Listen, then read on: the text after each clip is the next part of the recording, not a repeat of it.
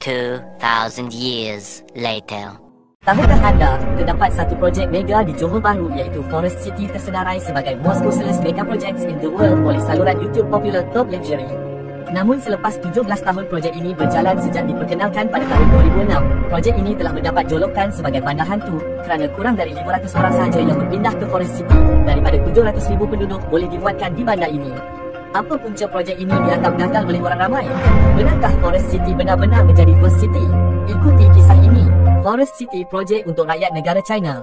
Projek mega ini telah diperkenalkan semasa pentadbiran Datuk Seri Najib Razak pada tahun 2006 dan dijangka siap sepenuhnya pada tahun 2035 dengan kos sebanyak 100 bilion USD dan dijangka mempunyai 300,000 unit kediaman. Dengan keluasan tanah sehingga 1,370 hektar, projek ini dibangunkan di atas 4 pulau buatan Malaysia yang memiliki lokasi strategik berhampiran Singapura. Forest City adalah usaha sama antara pemaju hartanah negara China Country Garden dan syarikat Malaysia Esplanade Danga 88. Sebenarnya, projek ini bertujuan untuk menarik rakyat negara China yang ingin menetap di Malaysia dan sering ulang-alik ke Singapura.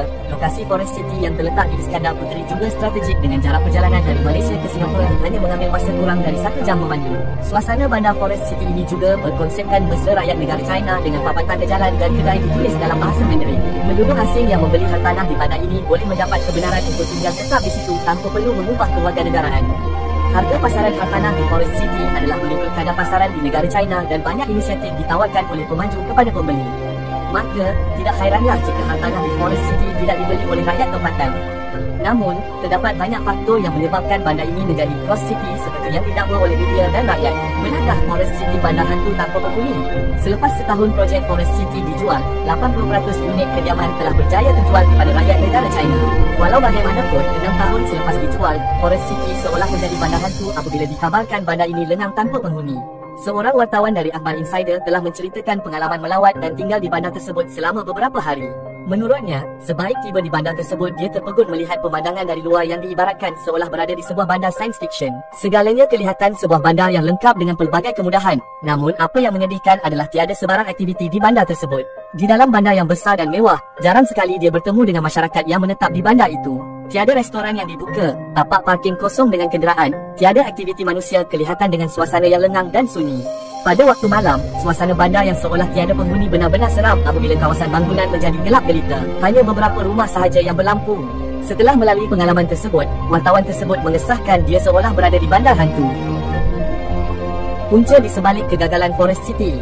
Terdapat beberapa faktor yang menyumbang kepada kegagalan projek ini, antaranya adalah kawalan aliran modal China, wabak coronavirus dan ketidakstabilan politik Malaysia.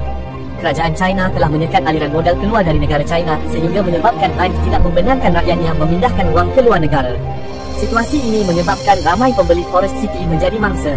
Selain itu, kehadiran wabak coronavirus pada akhir tahun 2020 telah menyebabkan ramai penduduk pulang ke negara mereka. Pelabur mula menarik diri dan difahamkan bahawa kurang dari 500 orang yang berpindah masuk ke Forest City yang sepatutnya boleh memuatkan hampir 700,000 orang dalam satu masa. Pada tahun 2018, politik Malaysia telah berubah arah apabila Perdana Menteri ke-6 mengalami kekalahan besar-besaran dalam pilihan raya. Tun Dr. Mahathir Mohamad, Perdana Menteri baharu pada dasarnya tidak menyokong projek ini dan telah melarang warga asing untuk memiliki hartanah di Forest City. Perkara tersebut menyebabkan projek ini mula tidak mendapat sambutan daripada pelabur luar. Walaupun Forest City ini dianggap sebagai bandar hantu, namun pihak pemaju tetap optimis pada projek ini, memandangkan ia belum siap sepenuhnya. Menurut Tengku Mahkota Johor, masih terlalu awal untuk melabel Forest City sebagai gagal kerana projek ini memberi pulangan modal yang baik.